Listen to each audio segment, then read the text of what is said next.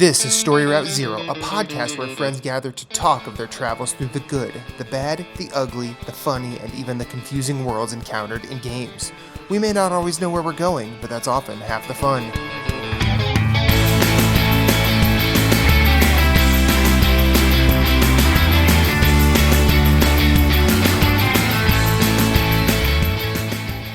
Do you have a question, comment, concern, or a story of your own? Hit us up on Twitter at storyroute_0.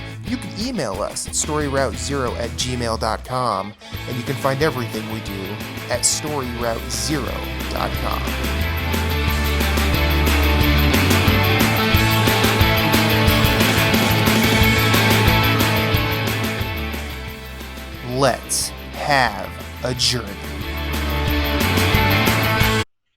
It's winter. Lord knows. It's winter in America. Ain't nobody fighting because no one knows what to save. Save your souls from winter in America. Welcome to Story Route Zero, episode 25. My name is Matthew Kiel, and that was the late, great Gil Scott Heron. This is a podcast about video games, and I got two friends with me. Just kicking it with Ellie in Jersey. Jason Marshall, and he looks like he has a very tasty-looking beverage. What you got there? Screwball. Nice. Peanut butter whiskey. Cool. What's a screwball? I don't think I've ever heard of it. I know a screwdriver. It's the brand. Oh, okay. It's the brand. Mm-hmm. And that other wonderful voice is the still not wearing a pink suit Moose. How are you? Doing well, man. Doing well. Hey, we're old enough to rent a car. And what is this, when is 25 when your auto insurance typically drops? Yeah. Yes. You have to get your own. Can't be on your parents. That's 26. Oh, is it? Oh. And that's health insurance. Like your car insurance drops at 25, doesn't it? I don't know. Because I think that's the insurance company's determination to when you're not just a crazy ass bastard child. Yeah. Maybe, I don't know. So yeah, we talk about non-insurance related video games on this show. But first, Moose, thumbs up, thumbs down. How was your weekend? Only one thumb up this week. Okay. Oh, well then. Well, I mean, I was gonna say, like, is there a discrepancy we need to discuss? Jason, what'd you do this weekend? Celebrate Father's Day. Got a little sunburn. Cool. Happy Father's Day. Thank you. Belated. How was it? Did you nice. Lounge what in the pool. what is a Father's Day for you? Just I know some people just want to be left alone. Nah. I just lounged in the pool with the girls, the baby pools. Cool. just had a picture of you like sitting in a baby pool like Ed O'Neill and Married with Children with a beer. Yeah, essentially. Or screwball whiskey. You know. Essentially, yes. Just Cool. Kick back, relax. Nice. Okay. Yep. Well, I did what is called a long weekend at work. When you're on first shift, there's like every so often you have to do it. I think you have to do like 3 a year. Where you work overnight Saturday into Sunday and Sunday into Monday. It's 12-hour shifts, and it was brutal. It wasn't the hours. It was actually just the work. The work was crazy this weekend. But I talked to my dad about on Father's Day, and he's like, so. Every time I talk to my parents, they're like, so level with me. Is it really a thing? And they're talking about COVID-19. My short answer is always, yes, it's a thing. Because I've seen it in patients. And for some reason, they do not believe it. It's kind of annoying. But they're like, so are we going to be able to see you this year? I'm like, probably not, because I know Reba and I have been exposed. I know if we expose you guys, you are in the most susceptible demographic. And I don't want to do that. So if you show up at my house, I will wave from the inside and tell you to leave. which is weird to say to your parents, but Who sometimes. flew halfway across the country. Oh, they wouldn't even but- fly; they'd drive. I mean, well, but see, like, also, it's like, I gotta be responsible.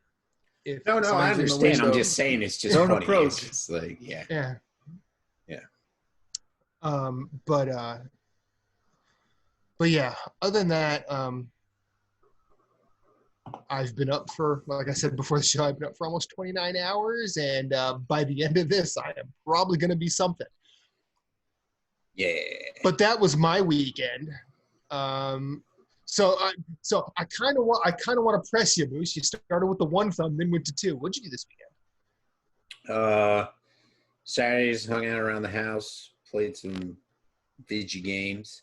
Okay. Went to a party, which was weird. Hung out with the wife. Cool. And then Sunday, stayed home. So my mom had open heart surgery on, well, not open heart, but she had heart surgery on Thursday. She's doing fine. She's recovering. Cool. I talked to her today. I didn't even know that was going on. What she had? What kind? Do you want to talk about Her, what did she have? Like a cath or? She had to have a stent put in. Her Okay. major artery was like 90% blocked. The one that begins with an A, is it aorta? Aorta, yeah. Yeah, so that was 90% blocked. So they went in, Wow. cleaned it up, and so she's fine. She Good. got home Saturday, Mhm. and then everybody's like, well, we went out Friday night to visit because a friend of mine that I used to work with at Lowe's was visiting from Maryland. So we practiced the safe distancing and stuff. And, you know, and then part of me was just like, well, I also found out that he had COVID in March. So I'm like, oh, that's great. You didn't tell me that until you were sitting across from the Yeah. table from me. But I'm like, all right, well, you know, whatever. So we were going to go, my brothers wanted to go over to my parents Sunday for Father's Day. And I'm like, you know what? Like, I don't want to be the asshole that gets my mom sick while she's trying to recover from this. And so I'm like, I'm going to stay home. And then Kelly went up to visit her dad for Father's Day. And I'm like, I really think like I shouldn't go up there either, you know? Mhm. So I just stayed home. Richie was streaming Dark Souls 3 PvP Sunday, so got in a party with him and we all just PvP'd. And then my neighbor next to me is taking down his tree. Mhm. And so like after the stream was done, I was going to go mow the lawn, but I went out there and he was just like, I think it was like he needed After like, PvP, it was Weevee tree. right, exactly. It was like, no, it was after PvP, it was bye-bye tree. So, so went out there and helped him get the big branches down so they wouldn't hit his house. He had one kind of angling towards his house. One was angling towards my garage. So like we like, you know, got the branches down. Then it was just like we cut the branches to get them out of my driveway. And then he's like, I'm just going to do the rest tomorrow. He took off the whole week to take care of it. And I'm like, all right, man, it's not in my driveway. I could park Kelly could park the truck. But I mean, it was a good weekend. Yeah. So it's just I feel like I should just give 1 thumbs up from now on, just to like, because like I've set the standard too high, because like I didn't give 2 and you were like, what, it was a downgrade? And then I thought about it, I was like, actually no, it was kind of like a good weekend, so I just gotta start doing 1 thumb up, and then we'll bump to 2 if it's really good. Well, then next time you bump to 2, I'm gonna be like, whoa, what happened this weekend? And I'll tell you then, because it'll be extra exciting. But I mean, not that it wasn't a good weekend or exciting weekend. You know, it's just you know, it was good. So, Cool. Well, you mentioned video games. yeah. Let's start with you. And he takes a drink. Well, I'm sorry. I was playing. I didn't know we were. You know, I'm not gonna stop mid. It's fine. You know, It's beer fine. to mouth. It's fine. So I'm messing with you. So I've been You need to use a playing. straw so you can talk and just Yeah, beer just like hat. hang it in the mouth. Beer hat. Just be like, Yeah, you can be like Lou Holtz from Notre Yeah. Dame. talk Talk out of one side of your mouth. So basically, been playing a lot of Division 2. You my just buddy picked that up, Marco. right? That's a new Yeah, game for you? it's a new game for me. My buddy. I mean, it's a new manhunt. It's a new manhunt and a new season. Okay. So a buddy of mine picked it up not too long ago. So I've been playing with him and helping his character. We just basically like beat the game. He's in World Tier 5. He doesn't have the DLC yet, so I have a character I left behind, and we're just kind of like running around, doing some stuff, shooting shit. And then, so that's been a bunch of it. Division 2, Dark Souls 3 PvP on Sunday. I was playing that. Pretty much like the whole week was pretty much Division 2. Like I'd get on and it'd be like, are we doing Division 2? If not, do something else, like I'll play something else or whatever. I don't really think I played anything else. I don't know why. It was like a whim. It was a crazy whim. Started playing Legend of Zelda Link's Awakening. So I haven't I haven't touched it since the month it launched, I think. So okay. I got to a point where I was just like, I don't know what the heck I'm doing with this. And so I kind of put it down. And then I was talking to Jason about it because we've been in some parties. And I'm actually playing the game with a guide. And I don't mind that. Because I'm like I've looked at my time. I've got like 10 hours in. And I'm a little bit over halfway through it, I think. So I'm like, a 20-hour game's not bad. Well, if it is 20, if it's the same amount of time on the front end and the back end. But as far as like the guide goes, I'm halfway through it. And so I don't feel bad about that because I'm just like, I have so many games in the backlog. I need to get them done, number one. Number two, PS5 is coming this year, so I want to really clear the backlog for that. And then number three, like, I really want to play the game. So I'm enjoying the heck out of it. It's cool. It's got a good combat system. The graphics are really good on it. It's got some really good game mechanics. The level design is awesome. I was talking to Jason before the show started. I was like, I would really love to see the original Legend of Zelda remade in this engine. My only thing would be like dull it down a little bit. Link's Awakening is like, and it's not a bad thing. I don't mean it in like a kiddie way, but it's very colorful and very vibrant. And I feel like the first one should be like toned back a little bit, like take a little bit of the sheen off. Cause like when you walk by stuff, like it's got like, it looks like it's got polish on it. Not that the game's been polished, but there's like a coat of sheen on stuff. Get your shine box. Yeah. So it's like, hey, Shigeru Miyamoto, get your fucking shine box. Like, get out of here. But anyways, so been playing through that. I just beat dungeon number 6 while we were waiting for you to come on, which was awesome. I got the hook shot. It's really interesting how like seeing like it's still the the top, like the 3/4 view, kind of top down like view, and it's interesting, like they have all these buttons to really like expand what does what, but it still works like it's a Game Boy game or whatever. So it's still pretty cool. I mean, they expanded like the shield and stuff like that are assigned to buttons, but like you have to swap out, what is it, X and Y. So like you have a feather to jump and you have to put the feather at something, you got to put your bombs at something, your bow and arrow. Like, whereas in like Ocarina of Time, we all know you just hold down L2 and you aim with the bow and you can fire it right away. So it's just interesting. I'm thoroughly enjoying it. I'm looking forward to beating it. I might try and collect everything in the game. I'm not 100% sure, but we'll just see what happens. I'm gonna knock that out. Yeah, that's about it. And then, like we said, Division 2's got a new season starting tomorrow with a new manhunt on top of that. So there'll just be more of that. So I probably won't talk very much next week. Is it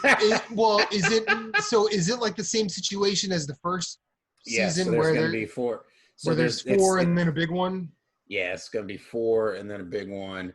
and then the season's going to be 100 levels.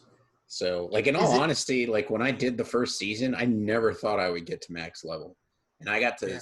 to max level like maybe a month after it came out, and Yeah. still had like 2 months where I didn't level in the seasons, and so I was like, oh, that's cool. Like, so it'll be interesting to see if they kind of scale back the leveling in it, or maybe if I cut back on my playing of Division 2, we'll see what happens. But I mean, I'm also close to unlocking so like the three specializations they dropped, the gunner, the firewalker, and the technician. Like, you have to unlock them if you don't have the season 1 pass, which I don't. So I unlocked the gunner, which I use on my main, and then I'm working to unlock the firewalker. I only have to do one more thing to unlock them, but it's all gated behind invasions. And so I have to like beat those invasions to be able to go do the mission to meet their last requirement to unlock it. Because I want to run around and be a fire turret. You know what I mean? Because you get the flamethrower, and then you also it gives you, so like each specialization usually gives you like a special ability towards a skill. So like the gunner class gives you a pulse. It's like a banshee pulse, and it like shocks people and they take extra damage.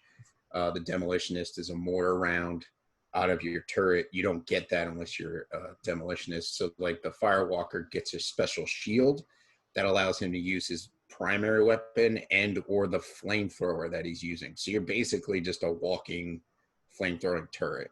And so I'm like, that's awesome, because it'd be cool to play melee like up close and personal with the enemies, so it'd be interesting to see, and it'd be something new to play. And then, like you said, the manhunt starting, where it'll be like, for like 3-4 weeks it's one person, and like the next person, and then you're working your way up to unlock that last person. What's the theme this time around? Because the first time it was planets. What is it now? I don't know. I didn't even look. Oh, okay. To be honest, so I won't know until it might be. Yeah, you're right. It was planets last time. I don't know. I could probably look it up now and see and find out. But yeah, I'm like, it's whatever. I'll talk about it next week. Exactly. But but that's been about it. So So before we get to Jason, because I'm assuming he has a lot to talk about based on what's behind him. Am I correct or incorrect there, Correct. Jay? Okay. So I got. Hold on. Before you go, I'm curious, since we've all been around since the original Zelda came out. How many Zelda games have each of us actually played? There's a lot.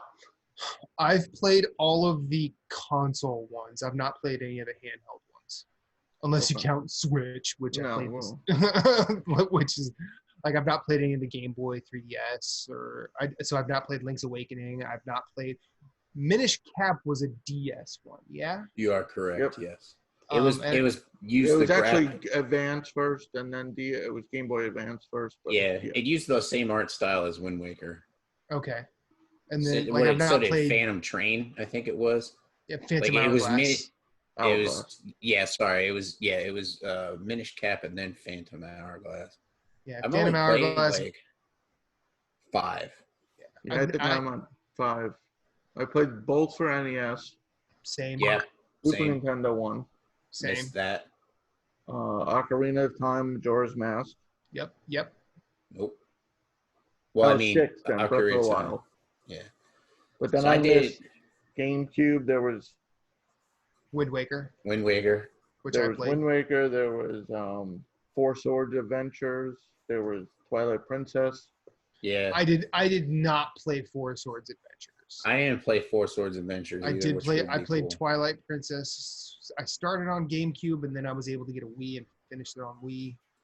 So there was Skyward Sword for Wii. Skyward Sword is my least favorite song. When Link Between Worlds. Haven't played that.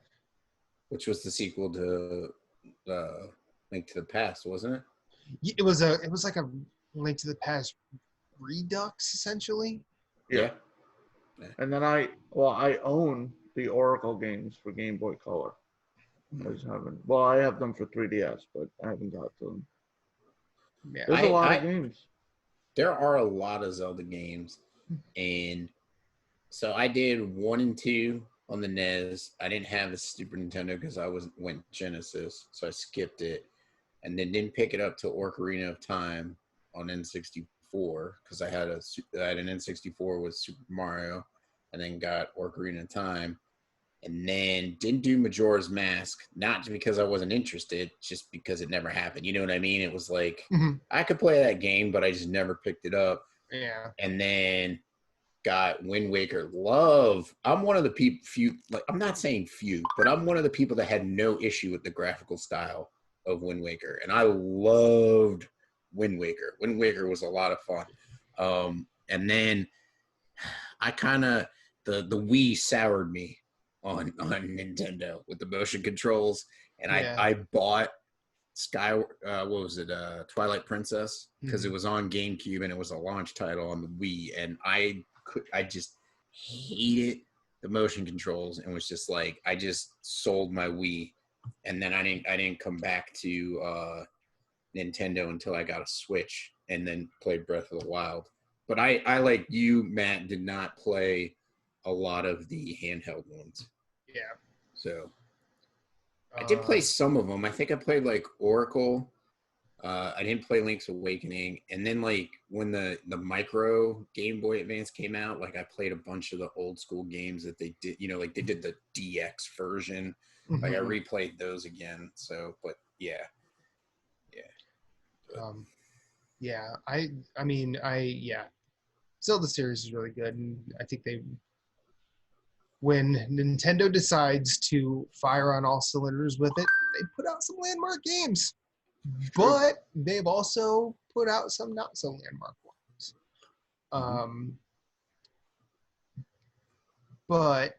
So I got Platinum 149 and 150.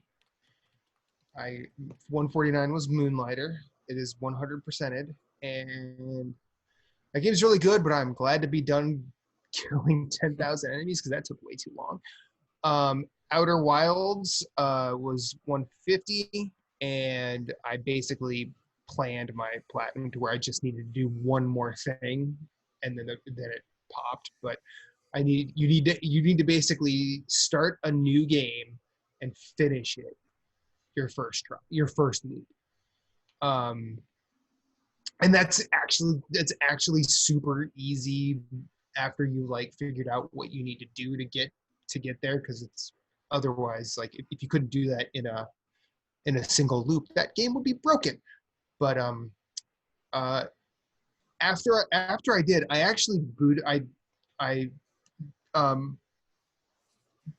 I copied over my full save file where I have like the full I forget what it's called, but the full like travel log with all the info and stuff. And I just started going around to the different planets in that game. That game's so fucking good.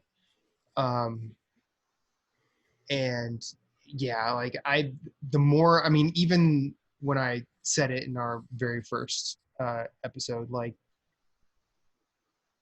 that is my new favorite game of all time. Not because of like its look or its gameplay, but because of the experience I had with it, and just flying around that area, going to talk to those characters again, doing the thing to you. I think if you die in a time loop with the thing you need to finish the game and then go back to where you were, you see yourself from a prior loop. And it's not a time paradox. But that game is just so fucking beautiful. And I watched the Summer of Games thing today. That the Jeff Keighley one, and the composer did he will live stream the concert. I mean, it's him and I forget the other person's name, but it was him and a cellist. And watching them just sort of work through that music actually brought a tear to my eyes. So So yeah, that game is very special to me, and I hope anybody that plays it thinks so as well. Um, but also, I went back to an old favorite because Invisible Ink by Clay Entertainment came out on Switch this past week, Stealth drop. and it's a stealth drop of a stealth motherfucking game. Yeah. That might be like for like so the cool thing about Invisible Ink is we talk about roguelikes a bit here, or at least we play games that are roguelikes. But that actually does the traditional roguelike thing super well because it's turn-based, and it's not like Binding of Isaac or Children of Morta or Super Meat or Spelunky or Dead Cells, but it's like a isometric. It's a very XCOM-y where you have a party of. I think you have two. Well, I think sometimes you have three. I think when you rescue somebody, you have three people. But it's all turn-based, and the way that it sort of ramps up pressure is through alert levels. And for being a game that kind of gets busted when you break stealth, the ways that they work around the ways they work around going the ways they work around getting caught out of stealth are just genius. If you don't like roguelikes, you might not dig it, but if you like XCOM and turn-based strategy, uh, try it. If you're not a turn-based strategy person, you're not gonna like it. Other than that, I've been playing a lot of our next game club game, and oddly enough, playing Invisible Ink again got me better at that game, Phantom Doctrine, which made me happy. But really, let's go to Jason because he's played the most polarizing game. It's an indie title that very few people heard about, but for some reason it's getting a lot of buzz. Iron Man VR is so cool. No, like. Nice. Oh, you have been playing that? Well, it's a demo. You can't really. No, like. This is what VR. This is like one of those VR experiences that's like.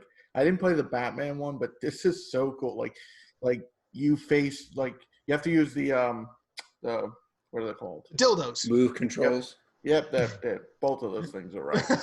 I mean, yeah. You like basically like you put your palms down to like rise, and like if you put them backwards, they'll propel forward, and like you put them up to like kind of halt. It's pretty good. And then there's another button, shoot. It's really cool. Okay. Yes, so I played that. More Warcraft. I'm working on a preview of a game, Tesla Force. It's the spin-off of Tesla vs. Lovecraft. Mm-hmm. It's a roguelike twin-stick shooter. It's really Go on. So it has the well, it's more like run-like. We won't get into that whole discussion. You could play as right now in the preview. You can only play as Tesla or Marie Curie. Okay. You will eventually get to play as Lovecraft and Mary Shelley. Oh, nice. It's got kind of like that Risk of Rain feature. It's called the Doomsday Clock. As it reaches 0, the enemies go up in health or damage. Mm-hmm. I did beat the game one time through. It gets absolutely insane. The amount of crap on screen. It's just complete carnage. Like you can't see anything. I was just running around like praying I wasn't gonna hit anything that I shouldn't hit. I've had some Binding of Isaac runs like that. It's like I can't see anything, but I have like the best gun possible, so just keep shooting. Yeah. Really cool. It's supposed to be coming out in August. I think hopefully they're planning a console release too. It's right now PC only. Okay. But yes, the game I've put the most hours in this past weekend, The Last of Us Part 2. Okay. So I'm going to assume you've played Part 1. Yes, I have played Part 1. Okay. What are your thoughts on The Last of Us Part 2? Are you reviewing this for Obelisk? No. Okay. From what I can tell, I'm maybe halfway. If that. I'm about 13 hours in. Okay. This is one of the most phenomenal games I've ever played. Okay. It's a good game. Fight me. Internet. Well, no. So like it's weird. I think like I think forget the Metacritic review bombing because a lot of that's bullshit. Actually, all of it is kind of bullshit. But I feel like everybody has kind of said it's a good game, but most reviewers like, or at least the ones that tend to like take it down, they don't fault the mechanics. It seems like they fault like what the mechanics mean. So there's a section of the game I'm not up to. So I've bookmarked the bad reviews, but the legit bad, like I still want to watch Skill Up's review. He hated it. Right. There's a couple others. There's a section that people don't like. They feel it's too much filler. Okay. Like I only know just enough of what they didn't like because I'm curious. I didn't want to spoil anything for myself.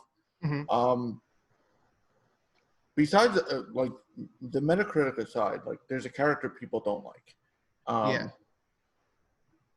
But she's the bad guy.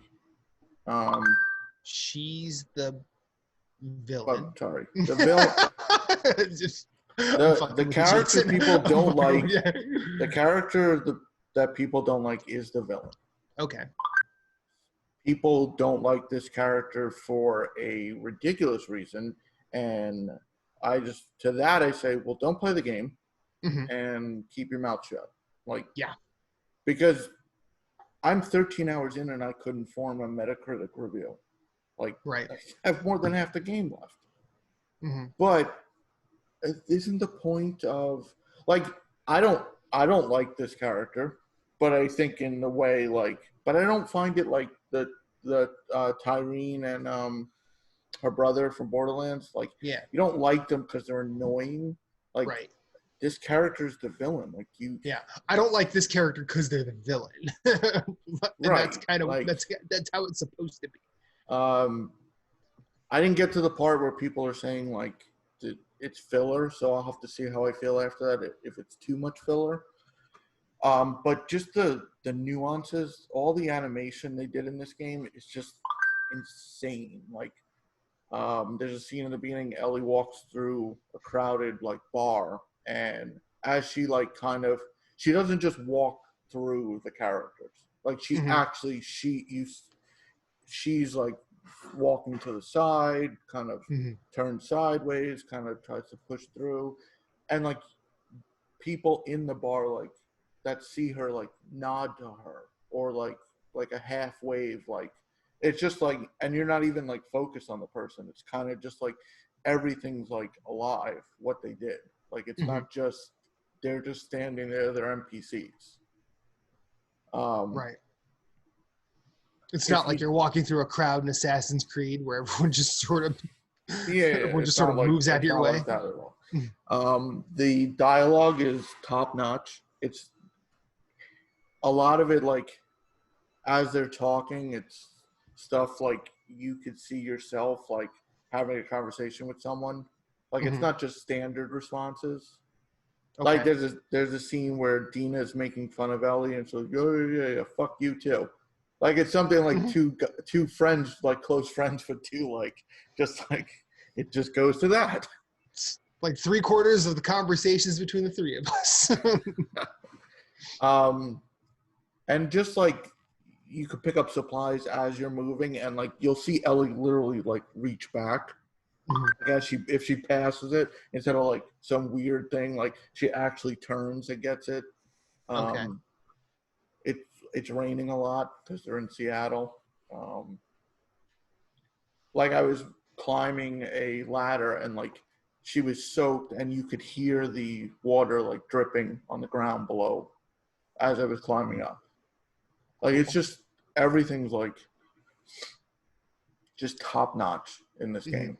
And to people who said it's too slow, like that, if you played the first one, these are not intended to be.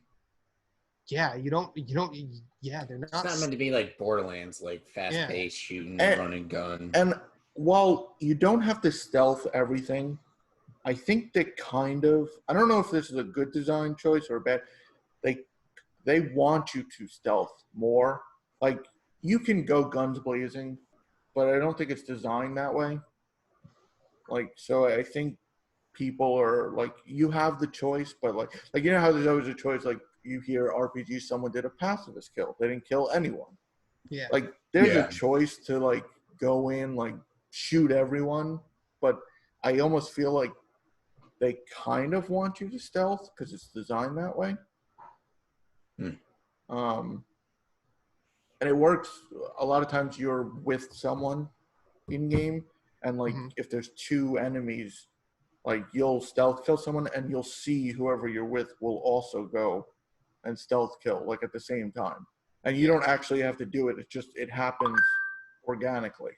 Like they're within range, and you'll both sneak up and do it. Like you don't. I remember that was in the first one where you kind of there was. I remember a couple events in the first one where there was. Joel will tell you. Was it like button? Was it like button prompts, or did they just do it automatically? It might, in the first one I don't remember, but this one's automatic. Like so, if two enemies kind of cross in front of you guys, but you're both like hiding, they'll do it without you realizing. Like the first few times I didn't know it would happen, and then I'd turn and they were taking out like a clicker or something. Cool. The game's just done extremely well. And it sucks that it's getting a lot of negative attention, but in a sense, it's also getting the negatives actually helping in a way. Like, Neil Druckmann said there was 11,000 Metacritic reviews for Last of Us 1 and that's 7 years old. There's over almost 40,000 already. Yeah. And like, but there was like 18,000 by like noon Friday, which is absurd because you could, unless all these people played it at midnight and played 12 hours. Or we're in like a time zone that was, like, I think Australia had access like late Thursday. Yeah. I mean, I never understand I don't want to understand the psychology of the people just like the anti-SJW and all that shit. And all that aside, and not to make light, like put that aside, and that doesn't matter. But like it boils down, like if you don't like a game, why did you play it? Yeah. Like why do you like? Especially if you really don't like it and you played the whole thing, write a review. Like don't like. I would like the people who just wrote Metacritic stuff who didn't even play it. Like it's like someone was pointing out like Ghost of Tsushima has 202 ratings on the PlayStation Store. It's like what? Like don't like if you don't like it or like who cares? Like you think you have to be relevant, you have to not like it even though you didn't play it. Like don't play it. It already shattered, like, it's the fastest selling game in the United Kingdom. And Sony's fastest selling PS4 game. Yep. Yeah. Which was previously held by God of War or Spider-Man. I think God of War. I might be wrong. That's why I said I think. That's why I was leaning towards God of War. Yeah, I think you might be right. I think you're probably right. I think it's God of War. but whatever. Like I know neither Moose or I have played it, and like go ahead.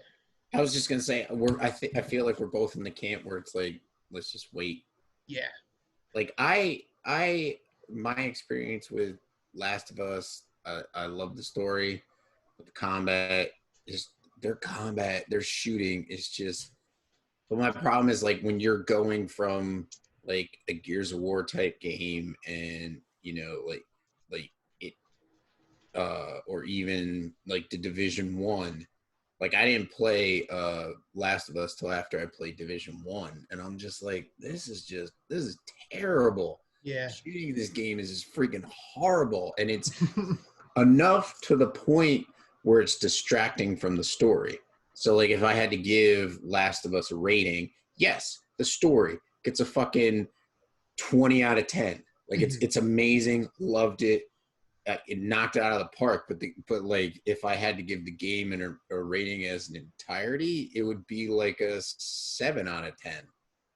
Just because like the gameplay is trash, and like the thing is, like I did play Nathan Drake collection leading up. Like I played the Nathan Drake collection, then I played Uncharted 4, then I played Last of Us. So like I know where they've been and where they're going. And it's like not a lot has improved.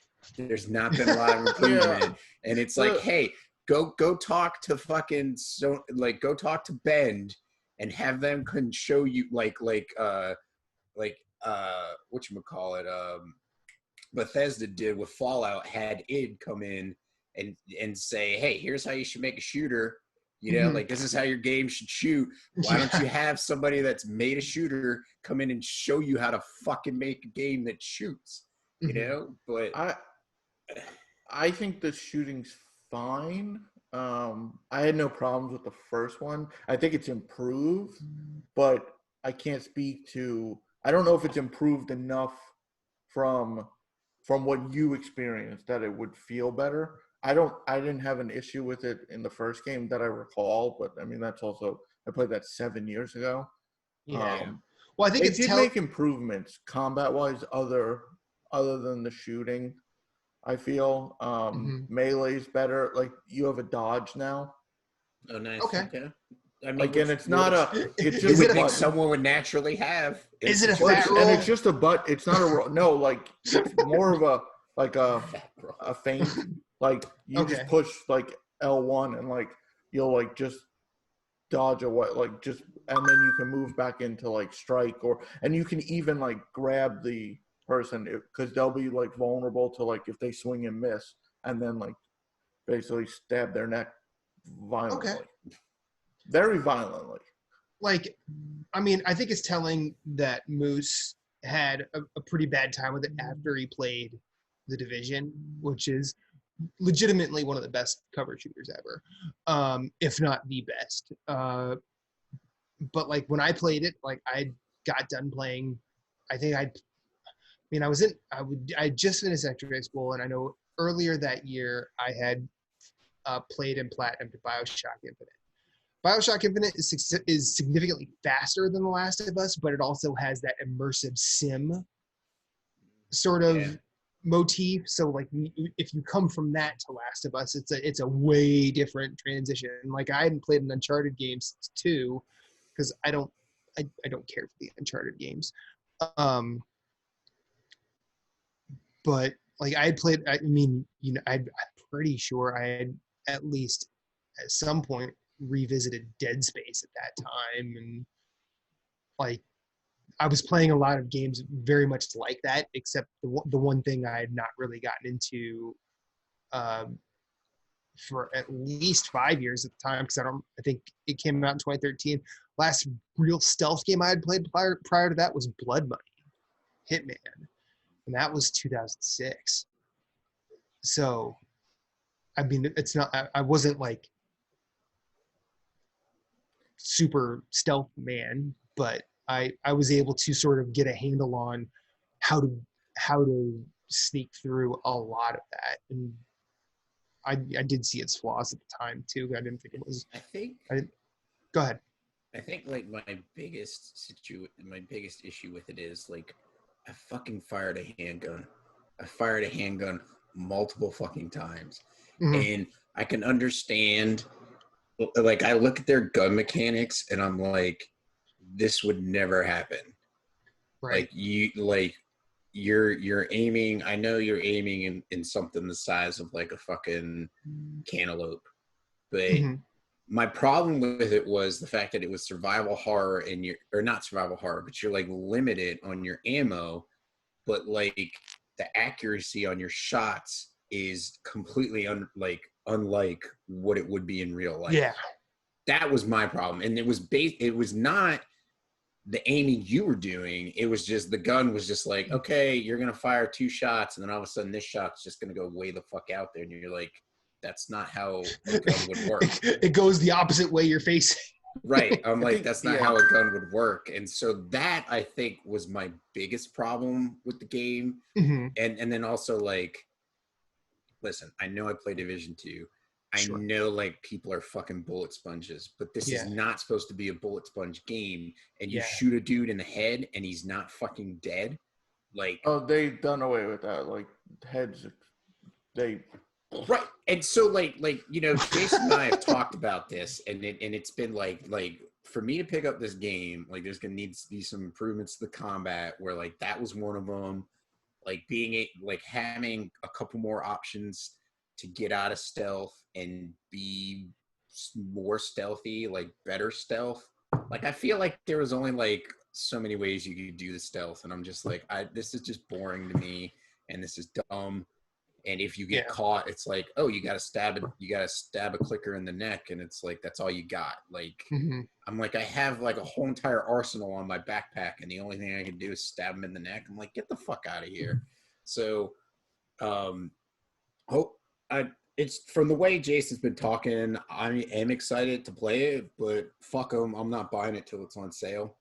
Cause they've got to earn my money. Yeah. So, plus, we have Ghost of Tsushima coming up soon, which I'd rather play. Same. And plus I got a huge backlog, and you know, but anyway. I think a fix for the I don't know if it's a fix for the shooting or just the use of firearms. There's more cover, it seems like. I remember there were situations in Last of Us where I fucked up a stealth, and I basically was running around with Joel trying to just get distance away from a mob so I could shoot it or just time a hit.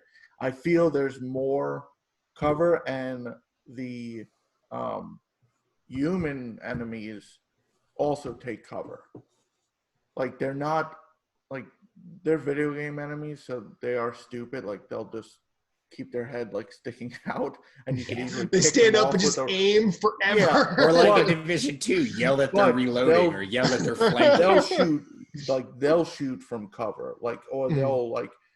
I've gone into scenes where they'll call out a sniper because my first shot was with a rifle because they can't tell where it's from, and like they'll take cover or like they'll split up. Like you'll see them. And as far as stealth mechanics, they did add like I can't think of what other game it's been in. You push R1 and it's like a short, like you can kind of see outlines of them. That was in the first game. Oh yeah, okay. It was like a detective vision or whatever. Yeah, kind of like a detective. So you could see them where they're moving, and it kind of helps with the. But you can also, even if you're in combat, you could stealth kill. Okay. Like if you get the drop on them, you can grab them and plunge that switchblade right through the neck. Stab, twist. I know a few times Ellie's like wiped the blade off on her, like for like she just wiped it off on her leg and then put it away, and I was like, it's a extra touch they did. Like it's just I think they've outdone themselves. They really, and not surprising. It's Naughty Dog. They really, but like just I'm still amazed by the little things. Like at one point you put a gas you need gas for something, so she puts the gas tank in her backpack, and obviously a gas canister doesn't fit in most backpacks, so it's literally sticking out. Like it's not just like, oh, this is my bag. It's bottomless inventory. Yeah. Let me Yeah, just yeah, Oh, look. yeah. Nice. She's like all of a sudden she turns into Mary Poppins. She's right. Like I have it's this. like Hitman 2 where you open a briefcase and pull a fully assembled sniper rifle out of it. Yeah. There is still limited inventory, but I mean it makes sense story wise. Like you wouldn't be carrying like 30 like plastic bottles to make silencers. You can only carry a few. So it makes sense but I didn't feel it was too limited. Like it's limited, but it didn't feel like restrictive to the point where like, why can't I carry more? Like I never felt like there was only a few situations where I felt like, oh, I just need one more thing to make the like. I usually had everything. Like, and there's more than enough because I think there's more human enemies. Like I felt in the first game there was only sections where it was just human enemies. I feel it's a good mixture. Mm-hmm. Yeah. And I've had two jump scares. Like even though I know it's like, oh, let's go in this building. There's no lights. Something's gonna jump out. Something's coming. Usually you hear it, but there's been two situations where, and you know what? Both times it's been just infected, not clickers, because clickers usually you hear them. Mm-hmm. It's just been like, I go in this room. Oh, it looks clear. Ah! Yeah. Mm-hmm. But like, I just think everything about the game, like sound design, it looks, I mean, amazing. Okay. Are you getting the feeling from the story so far that this will complete the tale of The Last of Us, or are you kind of, is it still undecided? I mean, not undecided, but undetermined, do you feel like from the narrative that you've been following so far? I mean, yeah, I've gotten to a plot point where the outcome is, I know what, I have an idea of how it will just end and it makes how it'll sense. play out. Yeah. And that was I did hear complaints about the general story, but I feel with the first one, you have no idea. Like when someone plays the first game, you don't really know where they're going with it. The second game, though, you form ideas because you're basing it off the first game and then stuff that's happened. Like obviously you want this to happen. So I think there's more criticism of the story. But I think what they're doing makes sense. Like people are complaining like, oh, it's just this. It's like, well, yeah, but like, I'm like, but like it's really not. Or and there are significant ties to post part one, not just like obviously this is after, like there are flashbacks, but like there's stuff that they do reference from the first, which is kind of cool. Like showing like they're not like long flashbacks, like you're like, oh, another flashback, but so it's kind of cool. And then Naughty Dog did something that I didn't expect. I'll just say some of the footage we saw is not in the game in the way they showed it. They kind of went the movie trailer route where you're like, no, he was in that scene. Wait, no, they changed that. They did that. So I thought it was a good idea because it kind of, you're expecting like, oh, no, I remember this scene. And then you're like, that's not how it played out. So I thought that was pretty cool. But yeah, no. I don't want it to end.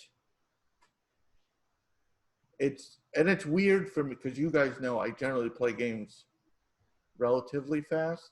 I mean, yeah, you tend to not dig around. He doesn't dig around. No, he doesn't. But just like Ellie picking up like notes people leave for like their loved ones, like it's cool because if you take the time to actually read it, it's like built in, like it's like an idle animation. Ellie starts making comments on it. So instead of just picking up, putting it away, if you read it, by the time you read it, Ellie will have commented like something on it, which is interesting. Because obviously not everyone's going to experience it, because if you just grab it and put it away in your bag, you won't see it. Yeah.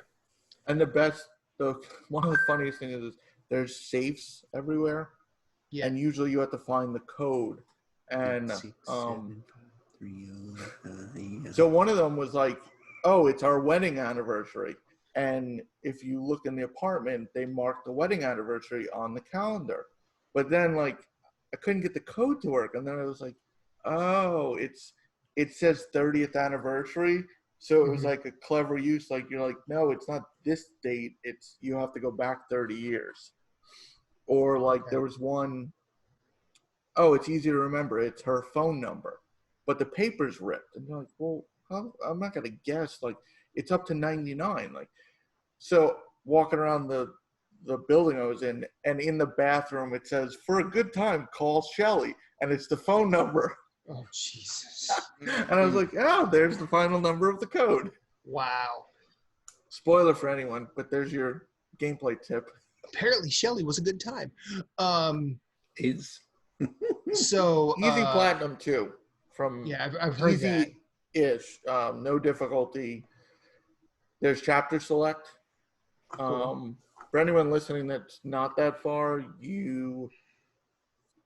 I read you should make a manual save at the very end.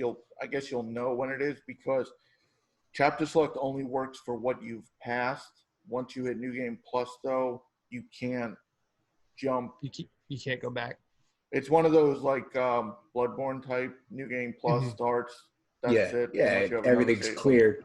Yeah. So, but no difficulty. It's just a collectible thing, and I wonder if Sony came in this generation and was like, everything that's coming out, not super easy platinum, but like everything needs to be attainable for like first party platinums. Like, I mean, you look at, well, I guess Bloodborne really just takes, you can just piggyback somebody. But like Bloodborne, you look at Spider-Man, had a lot of grinding. God of War, maybe. Yeah, Spider-Man was the easiest. God of War, maybe with the Valkyrie. God of War, the Valkyrie fights are hard. That could be an issue, but it's still doable. Like, I wonder if Sony came in and was like, motherfuckers, this platinum is not going to be like The Last of Us 1. Y'all need to make it like more accessible. You know what I mean? Because that's one of the selling points of Sony is like, I don't play Xbox because fucking achievements mean jack shit. Like, I have trophies, So, but or it could just be not so much growth from the company, but they want to see people get platinums and realizing like putting in like something ridiculously hard, like Titanfall 2's Gauntlet. Like people just get annoyed and turned off by that, maybe. Yeah, but that's like a hit list run, man. Just gotta keep practicing, you'll get it. No, it's not that simple. No, it is. Nah. See, like the broken controller I have when I was 0.1 second away from the damn completion says otherwise. I mean, I did flawless every boss in Moonlighter, so I mean, yeah, dude. I don't want to. So definitely recommend if you played the first one and enjoy it. Okay. I'd recommend it really for anyone, but if you had issues, like Moose, you could do it. I'll even do a share play for you to show you the combat. If that's your only. I'm going to be honest. I don't think I'll have an issue with it. Like, we talked about it the other night, and I'm like, oh, okay. Like, I'm good then. I think I will be good to play it. But like I said, there's so, like, the only weird gunplay is the sniper rifles. But you're never that far. Like, we're not talking like the movie Shooter where you're 3 miles away trying to hit this, because there's a tutorial showing it and you literally see the bullets drop. Like, you're told by the person showing you, like, just account for gravity, and it's like you literally, like, this is like a cartoon, like you see it go. It's like, what the fuck is that? Oh, it's funny. But I've unless it's later, but I've never been in the game where I'm like, Oh, I have to account for, like, I've never been far enough that I'm like, You have to account for bullet drop. It's like, what is Ellie standing there like this? Wind good. Wind is 3 degrees to the east. Pick up some grass. Wait. 15 miles an hour. Sets a step right from down and just starts going no. Like Caddyshack. I just feel Are you like running with a spotter? Yeah. There you go. A clicker. You got a clicker as a spotter on a chain. But I don't know. Like, I feel like we've talked about it. I feel like this is going to be a great game, but I have like way more other things that I'm interested in than playing this right now. Matt and I have talked about it.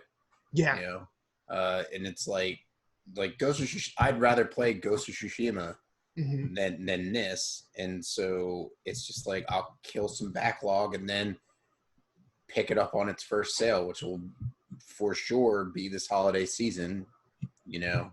But I'm excited to play it when I eventually do. I would love to see the conclusion or the story that they're trying to tell, because it's kind of like, you know, where else are you gonna go? You know what I mean? And I have a feeling that they're not gonna go the route with the main characters that I wanted them to or would like them to, as far as like, you know, why don't we let's just tell every fucking story that's ever been told. Why have surprises, you know? Just, you know, whatever. Yeah, I think they're done. There's a plot point that happens, and I'm not talking about like like, don't worry, it's not a spoiler, like, oh, so and so dies, I can't continue the story. No, there's like a actual plot point that makes sense that to end the game at this one. Like, there's something in the overarching story that you're like, there's nothing further they should do. They could, but I don't think they will. I don't want to say I don't want them to, but I don't think they will. I think it's a great game, and I actually look forward to reading or watching the real negative reviews to see what those people's issues were. Well, because there also was a weird embargo. They couldn't talk about the last 12 hours of the game. They couldn't. It seemed like they couldn't talk about gameplay, for God's sake. For if anything that happened in the final 12 hours, they must have given them a point. Because how do you determine 12 hours? Like, where it is? But but other than that, I mean, there's plenty of negative reviews of games I enjoy, and that's I just hopefully, like, in a year from now, like, we weed out these terrible, like, it's like crappy the negative attention the game's gotten. I mean, it'd be different if it got negative attention because it was bad, right? Or because all of a sudden, you know, Ellie becomes John McClane or whatever. But right, like, I mean, the one criticism I'm actually looking forward to experiencing is actually kind of negative. Rob Zachney at Waypoint, he basically said that, you know, once you actually, if you know anything about storytelling, a lot of video game stories telegraph themselves, and Last of Us basically it's basically a whiteboard that just points like, yep, this is what's going to happen. And usually if you even have an inclination, like, there's a good chance you're right, which sort of leads me to what you're saying is like, this is probably the last one of us.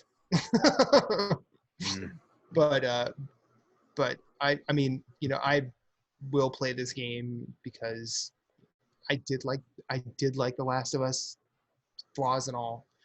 And I would like to, and I think that, like, if, say what you want about some of the things going on at Naughty Dog and specific people at Naughty Dog, if they're going to do a sequel to this story, I kind of want to see the story that they have to tell for what it is. Yeah, there was a number of reviews that were negative solely for the crap that allegedly went on at Naughty Dog. Yeah. Like, there were reviews, which is not... Those are not fair, because if Neil Druckmann is this dictator and the worst boss in the entire world, fine, but all these like excellent creative people working shouldn't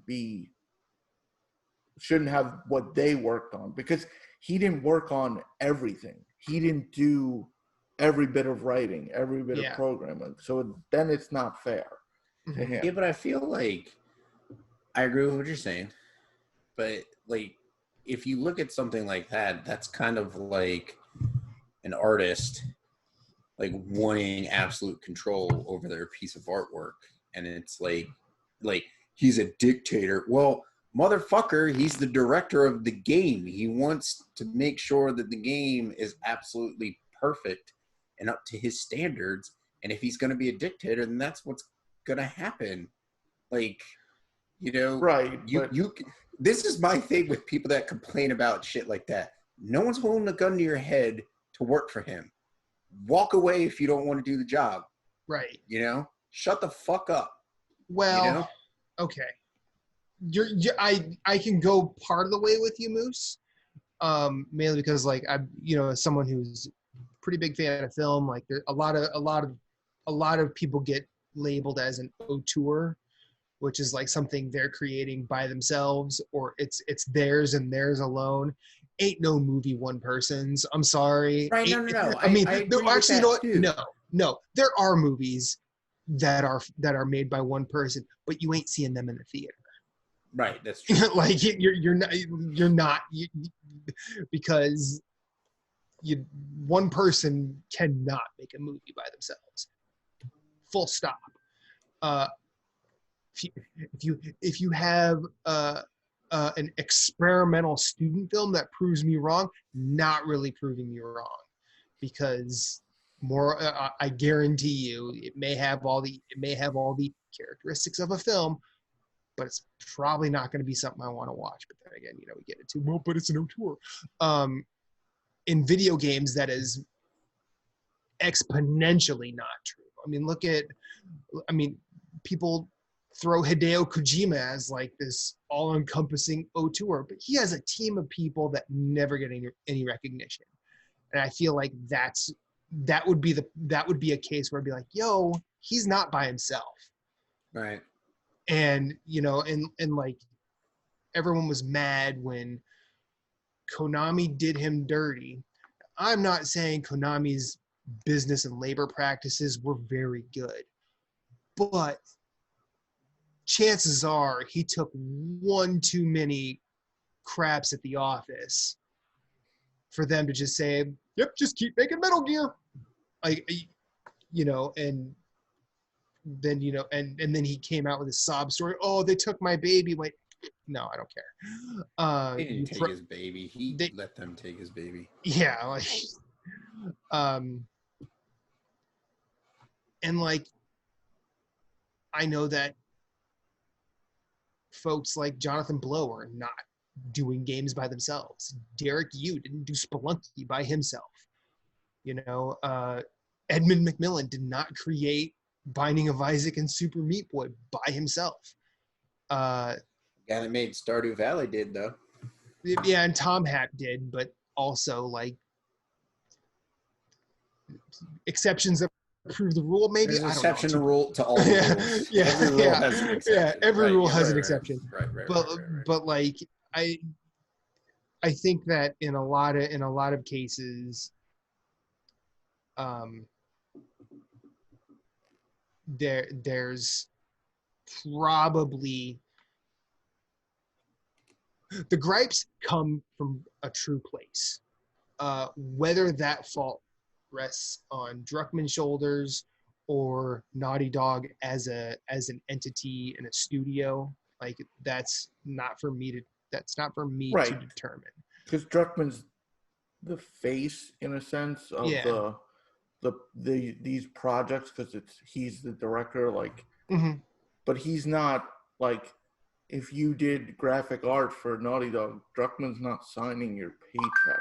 He's just so, well, I also, like, he could be the issue, or he could be a contributor to the issue, or there could be no real issue. He could be a symptom of a greater disease. You don't know. He could be a victim of this. Like, he wanted to go home, and his higher ups are like, no, you have to work. You only worked 18 hours. You can work 12. I mean, it's all speculation. The articles that come out are speculation. A lot of those articles have been proven wrong, that they're based off faulty reports, or just there also could be based on that one person at the office that just generalizes it, that doesn't want to work hard and says it's a toxic culture. Or they could be right. Like, people like that. Because we've all probably worked with people in our respective jobs, and you're like, yeah, I could see that happening. Like, it's unfortunate, but my point was, like, don't, like, people like reviewing this game bad because, oh, they have a toxic culture there. But, like, how many people work there? Like, I mean, there are people who might have issue, but there are people who love working there. And this is a labor of love, and it came out, and, like, a lot of media outlets absolutely love it. Like, sure, you can't make it. Nobody's going to love there's no game that everyone, like, absolutely, like, this is the greatest game. There's nothing wrong with it. Like, there's never, I don't think there's ever been a game where every single person on the planet's like, unbelievable, greatest game ever. There's a statement I can make that proves that not everybody likes Tetris, y'all. And Tetris is basically a perfect game. Not everybody look at Breath of the Wild. It's probably one of the greatest. Like, but some people, there's plenty of issues with it.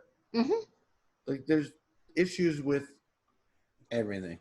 Yep. Everything. So it's unfortunate that the attention this is getting, not for what it should be getting attention for, is my point. I mean, I love it.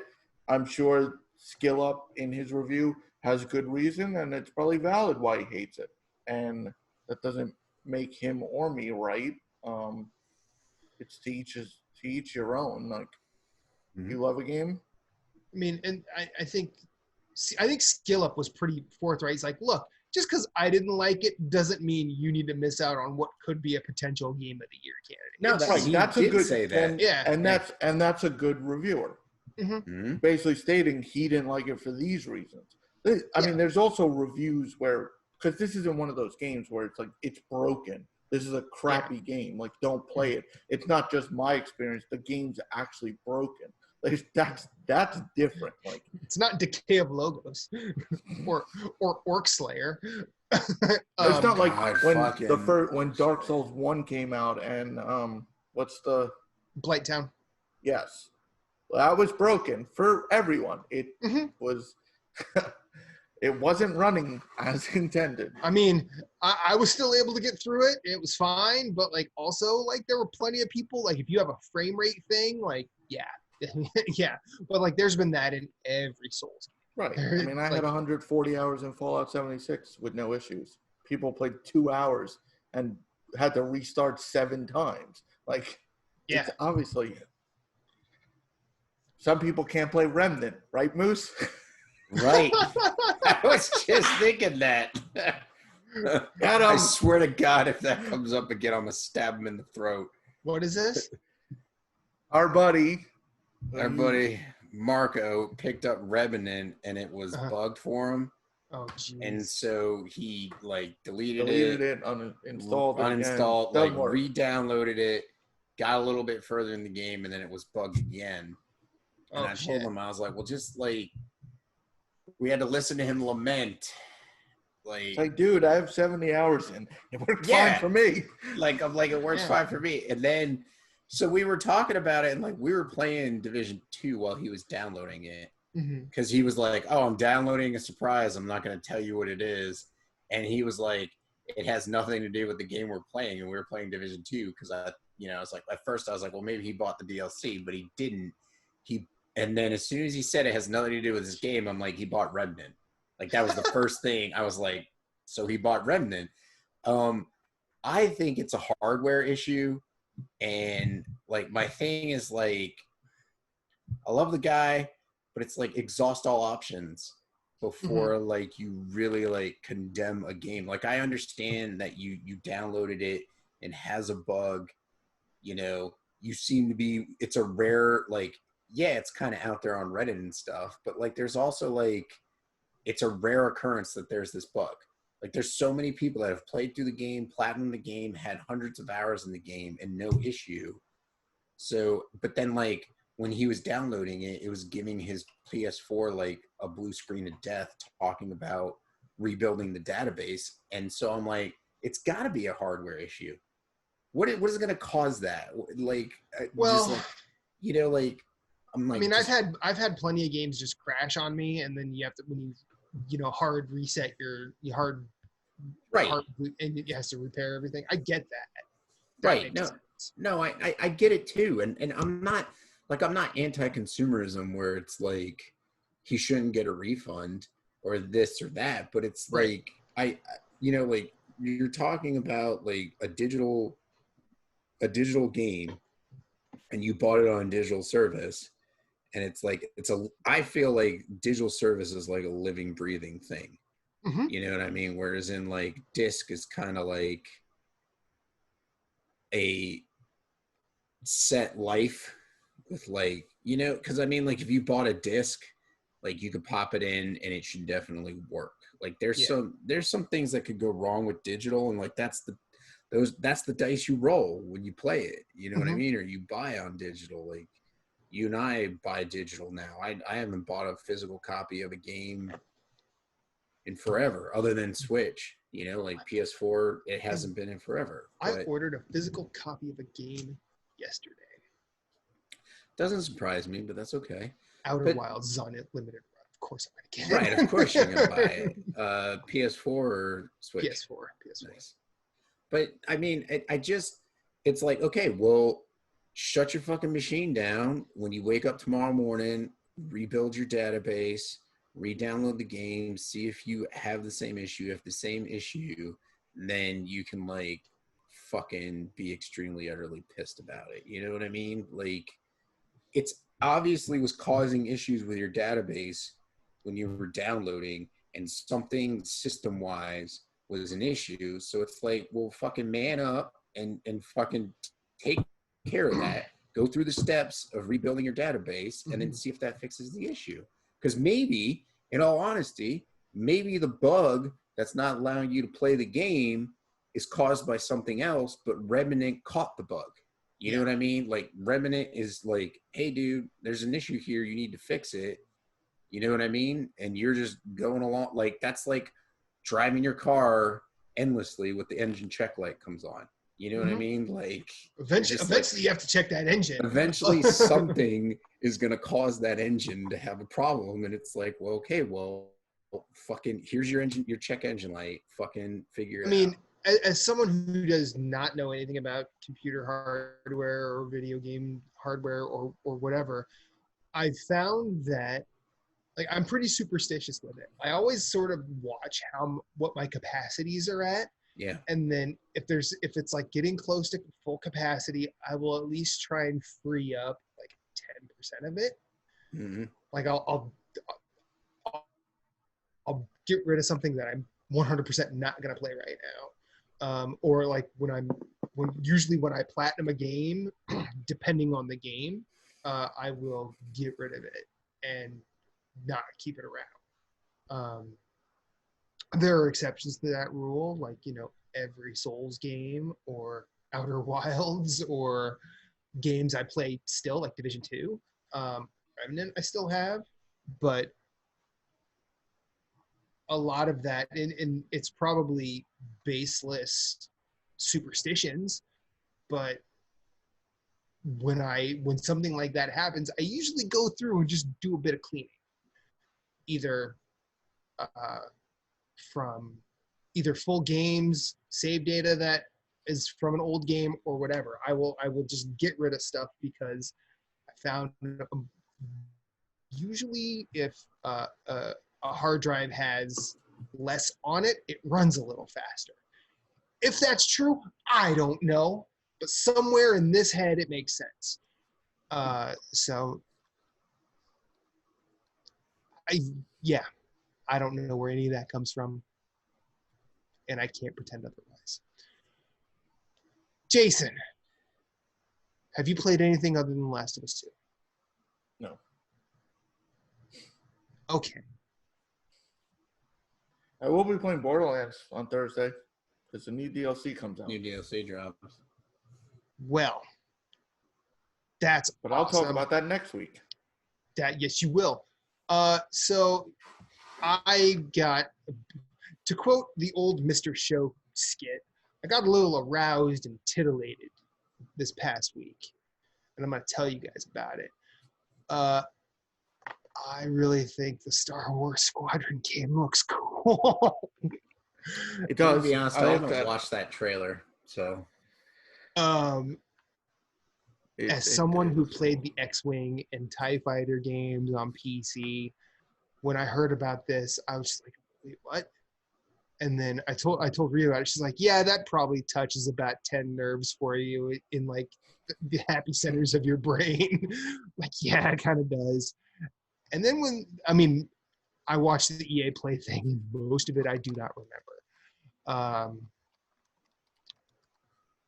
But I fucking could not get enough of that. I know that I'm probably gonna get it, and I really hope y'all play with me if we're able to make that happen, because I think that would be fun. Well, VR or otherwise. We don't have Cyberpunk during that time frame. Yeah, Cyberpunk will definitely be a launch title on PS5 now. Yeah. Well, yeah, possibly. No, it moved to November, didn't it? I know, but they mentioned that there's a free upgrade, so it's gonna straddle the generations. Yeah, I don't. Yeah, but it'll be but they're saying that because there's the people that might not upgrade immediately. Right. But we also don't know a date yet for. Right, and that's what I'm saying. Like, it's probably going to be a launch title, but the people that want to just stick with their old console. Holiday is New Year's. Yeah. I mean, it's true. What, it is what it is. We'll see what happens. What if well, actually, I would say what I was about to say. What if holiday meant Labor Day? But but I can't even stretch that far. I will say we've seen a lot of announcements where you buy the PS4 version, you get Xbox One. They're doing this free. A lot of these. What was the one I just told you before? Avengers. If you buy the PS4 game, you get a free upgrade to PS5, even if you buy the disc version. Yeah, that was announced on the blog just like not too long ago. It came across on my Google feed. So that's kind of cool. Yeah. I think that's the way for them to go to guarantee to kind of make that money, So we still have a long way to go on this E3 stuff, don't we? Probably do, man. We probably have got a while before we really. I think there will be another state of play late summer that'll actually give us prices. I think people have already said like August. Yeah, I don't know why they're saying August, but because August is it's you've got like 3 months before you have to shop. Yeah, back to school. Yeah, so like August is shopping for back to school, all that stuff, and so it's like, okay, well, you're going to be budgeting for things. Here is if you and your kids want a PS5, this is what it's going to cost. You know? So I feel like August would be perfect timing for them because they just had it in June. Yeah, but like that's only 2 months. So I mean, I don't know. But then you gotta think like if they're going with November, October at the earliest, late November at the latest. Yeah. Like they've gotta give us a price tag so that if it's jarring, we can get used to it and they can show us stuff to the point where we're like accepting of it. Or if it's not jarring and it's a really good price point, we are trying to decide as consumers what else we want to buy. Yeah. You know what I mean? So that's where they're at right now. It's I like, mean, I think that they are finalizing the script for the messaging right now. right. They're probably finalizing that and saying, okay, which one of y'all going to get out with launch? And hopefully, Yeah, that's the other thing too. Is like, what is going to happen? Like, what is launching? Like a lot of the stuff that they showed, at the PS5 reveal thing, the only thing that I thought had a date was Spider-Man. Everything else was just Cerny, out there. Shuhei, and Phil Spencer are all in a room together and be like, yeah, we're just launching Godfall, right, guys? Okay, cool. Yeah. Yeah. Phil Spencer needs to launch something tonight to quell the fires of the mixer. Oh God. Yeah. Well, I don't think that's Xbox's fault. I mean, no, but Phil Spencer's getting the brunt of it because. Oh, of course he is, because gamers are stupid. Us included. Bingo.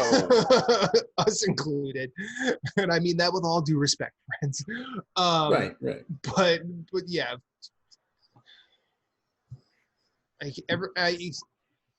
No, I'm not gonna do that. Mixer got itself into some shit with one of its partners, and they weren't competing with Twitch fiscally anyway. Like there's never going to be any doubt. Yeah, those numbers they showed, the growth was 99% up from last year, and Mixers was only 0.2%.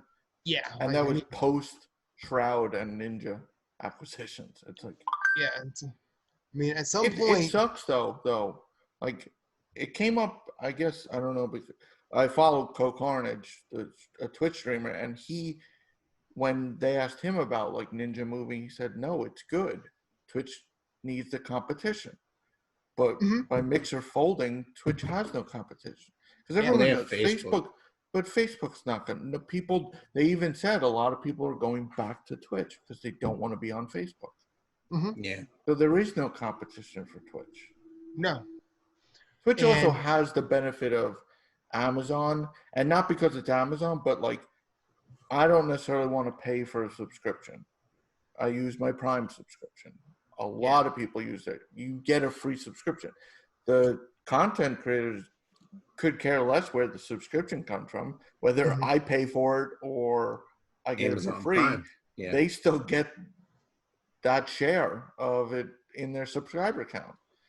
So I think that's an advantage because pretty much I'd say a good number of people have Amazon Prime, so you're getting it free. Mixer didn't have anything like that, which didn't help. Plus, Twitch was already established. Yeah. Plus, it was like Xbox. Nobody on PlayStation 4 is streaming. Right, that's because they can't. Well, yeah, because you can't stream Mixer on. Right, so unless you have a capture card. But, right. Or whatever. Like I could watch Twitch on my PlayStation versus. Right. So, I mean, it was just the availability of the app and the fact that it was tied to a console brand. Yeah. Nobody was buying a Nintendo going, hey, I'm going to stream on Mixer. No one's buying a PS4 being like, going to stream on Mixer. Their problem was their streaming service was significantly tied to the Xbox brand. And that's really what killed it. It wasn't, that it was a bad service, and it wasn't, Yeah. So, I mean, yeah, streaming's weird. I should do more of it. I feel like tomorrow, if I'm rocking and rolling, I'm probably going to stream some of the season 2. We'll see what happens. I don't know. Manhunt. Well, because I did the long weekend this weekend, I am off tomorrow and Wednesday. So I may be joining you. But something else I wanted to talk. I wanted to just say I've been going down some weird video rabbit holes this week with games. I've been watching a lot of the no-clip documentaries. Good stuff. And hear me out. Watch the one on genital jousting. I can understand why you would say "hear me No, out," but I can understand why it yeah. would be really good because It's. I mean, like, fucking Danny O'Dwyer knows how to make a documentary. I'm thoroughly convinced of that. So, like, I really think he and like Drew Scanlon for at Cloth Map are and Mark Brown from Game Maker's Toolkit. They're doing really cool things in the space that I honestly didn't know I wanted. Like the General Jousting interview is really cool because it's two dudes talking about trying to use penises to deal with, you know, toxic male toxicity, and I think that the way that they get there is actually really interesting. Like Mark Brown dives into game mechanics and game styles really well. He does a really good Souls-like video where he's like, "Do we need a genre called the Souls-like?" And he goes through the merits and pros and cons of that. I can't think. I'm so tired. But also watch Danny O'Dwyer's documentary on the story of Arcane Studios. It's I think it's a little over an hour long. You have to have subtitles on because it's international. So there's U.S. language and French language. Have your appropriate subtitles. But that documentary is really fucking fascinating about a studio that like whose games I'm fascinated by, and I own a few of them and still haven't played, which that's my bad. But they were about, there's a section of it where they were talking about their opportunity to work on the Half-Life series, where it was not released. I think it's just called Ravenholm in the documentary. And even Danny O'Dwyer's like, look, we had to get permission from Valve on this just to make sure everything was above board. But like, me showing you this is essentially booting up a Half-Life game that you've never played. And honestly, as someone who's looked at a lot of Half-Life and wanted to play Half-Life, and I probably will when I get a PC, like, this is the game I would fucking love to play if it ever came out. So look at that stuff. They do Danny did a really good Horizon documentary as well. He's one of the, I give money to 3 Patreons, and his is one of them. But yeah, I've been watching a lot of that. He does a really good Hitman documentary. Danny O'Dwyer is cool. Did a documentary on the Outer Wilds. Yes, I've mentioned that game a lot today. But yeah. And then I did watch a lot of reactions to the Demon Souls. It's weird how negative people are on that. Mm-hmm. Have you? I mean, I know you're excited, Moose, or are you excited? I'm assuming you are. Yes, I am. Okay, just making sure. Jason, any thoughts there? Nah, I don't. I'm not a. It looks incredible, but I don't. Mm-hmm. I won't be. I mean, if Jeff wants to pick it up, I'll play it. But oh, you'll play it. You'll play it. Once you get that Dark Souls Platinum, you'll play Demon Souls. Fine. When I get the Dark Souls Remastered Platinum, I will play Demon Souls. No, it looks. But Souls are not my like. Yeah, you're. Go-to. I'm not saying you're Moose or I here, but yeah. I think the weirdest negative thing I've seen about that is like, I don't want a prettier Demon Souls. Like, I think I think it looks cool. Mm-hmm. I'm excited about it. I've charged up my PlayStation 3 controller because I have it physically on PS3. Might jump into it there. I don't know. We'll see what happens. Mm-hmm. There's a lot of like, how much input does From Software have into it? What's going on with it? like the fractured mode thing. Like, what is that? Like the addition of stuff that was cut from the initial release. Now that they're doing the remaster, everything, it's up in the air, but it's good because it's like creating a buzz and it's going to be exciting. And so I feel what I'm going to try and do is play Demon Souls before, the PS5 comes out with the remaster so that I can like have something to compare to, like there's been talks that there's going to be like a lot of quality of life changes, which could be cool, could be bad. It just depends, I feel like I feel like Blue Point's number one, like the biggest weight on their shoulders is trying to please everybody. And I hope that they realize that they're not going to be able to please everybody. So if they can focus on what's most important for the game. I mean, how do you know Miyazaki doesn't come back and say, listen, I really wanted to make this change to Demon Souls, but I couldn't make it in time for the release. And they factor that in to the remake. And then people are like, why was this changed? It's like, motherfucker, because the actual creator of the game said, fuck you, I wanted to change it, But then again, hopefully it's not like no goddamn, I think, Han didn't shoot first type shit. Yeah. Ever, What? Yeah. Well, I think that like the only area that I'm worried about is if that other stone is added. I'm worried about that because then that's where you get the weird looking Jabba at the end of A New Hope. You get Greedo. You don't necessarily get Greedo shooting first because that's not really a story change. It's just additional.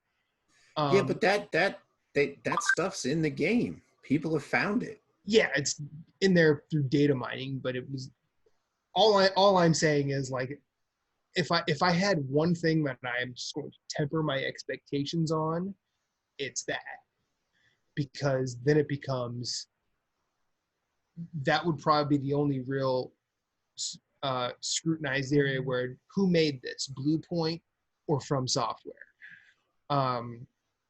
And that'll probably if it does come out and people are split on it, it'll be a very exhausting debate. The one thing, I think Blue Point has some resources to work with because they can look at the Dark Souls 2 remaster and they can look at the Dark Souls 1 remaster. There were logical things done on both sides. Dark Souls with the amount of NPCs that came in as well as the enemy placements made that game new. But there was also so much more in the Dark Souls 2 that wasn't in the original. With Dark Souls 1, they logically added the password system, and they added a bonfire that wasn't in the original.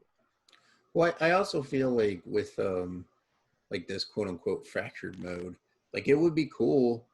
Like it's been talked about where like you can flip, on the fly, like between, the initial way the game was going to play and the new way the remaster plays. Like what if we technically get two games here and they're like, here you can play completely the way that the original game was, or here's some improvements that we brought to the table. Here's some improvements, feedback that like Studio Japan has given us while they were working with Miyazaki making Bloodborne. Here's some improvements from Miyazaki himself.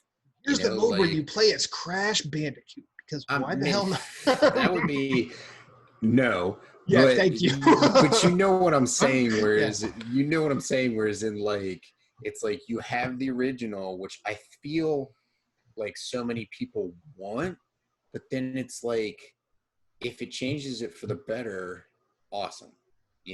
That's my whole thing. And that's why I want to play the original so that when I play the remaster, I can say this is a change for the better and I'm all for it, Yeah, I'm just pissed that they're making this and nobody's caring that it's a rip-off of Dark Souls. This is just ridiculous. God. On that note, I saw a Twitter person I follow was like, man, that looks a lot like Dark Souls. Do we really need another one of these? And then there was like at least 50 replies going, I don't know if you're joking. Yeah. I can't tell if this is. And then of course they ambiguously lean both ways, so it's kind of like, yes. Did they get caught out, or are they just trying to stir the pot? The only way they could have gone deeper is if they remastered a Kingsfield game, and people were like, "Look at these motherfuckers trying to like reimagine." Oh, Dark Souls. 3D like, pixelated Dark Souls. Ooh. It's like, oh, you fucking morons. All right. But anyways. Okay. I'm just going to say one last thing. I feel bad for Toys for Bob having to do Crash because I feel like this could be the end of that. Wait, what did you say? I'm sorry. I feel bad for Toys for Bob. I feel bad for Toys for Bob doing Crash War because. Oh, that's right, because it got announced, didn't it? It got announced today. What else have they done? It's about time. Is it though? They did the Skylanders games. And I really liked those games. I don't. They're not good games. Yeah, exactly. I know. I feel like I don't know if Activision owns them or not, but I feel like Crash 4 ain't gonna do that well, and they're gonna be gone. Fuck Bobby Kotick, but so that'll be the last thing I say about that. Sly Cooper's better than Crash. I said that on Twitter today, and I stand by it. Moose, I'm ready to go. Are you ready to go? Yeah, I'm ready to go. I got Jason, you ready to go? I'm ready to go. Moose, let's go. Bye. At Story Route Zero, we have some cool friends who do some cool things, and I'd like to tell you about them. Phoenix Overdrive uses the power of games and gamers to help heal sick kids through the charity Extra Life. Phoenix Overdrive fundraises for Children's Miracle Network hospitals all year, every year, and the fund culminates in a 24-hour gaming marathon. Find out more about their events and projects online via Facebook at facebook.com/Phoenix Overdrive or on Twitter and Instagram at PHX_Overdrive. You can also join the Facebook group of Pawn Stars at facebook.com/groups/PO Nation in order to share and discuss all the latest in nerd culture. They've also got a podcast, Nerd Overdrive, which you can see weekly at youtube.com/Phoenix Overdrive. You can also catch it on Facebook Live or twitch.tv/PHX_Overdrive. That podcast is also published on Apple Podcasts, Google Play, and Stitcher. You want merch? They got merch. Merch can be ordered from tinyurl.com/PHXOD merch, a portion of which goes to their fundraising efforts. Join the nation and be a hero to sick kids, as El Capitan Rey Osorio, Lee the Maestro, and Becky, the lovely queen of the guild, always say, #Rise Above.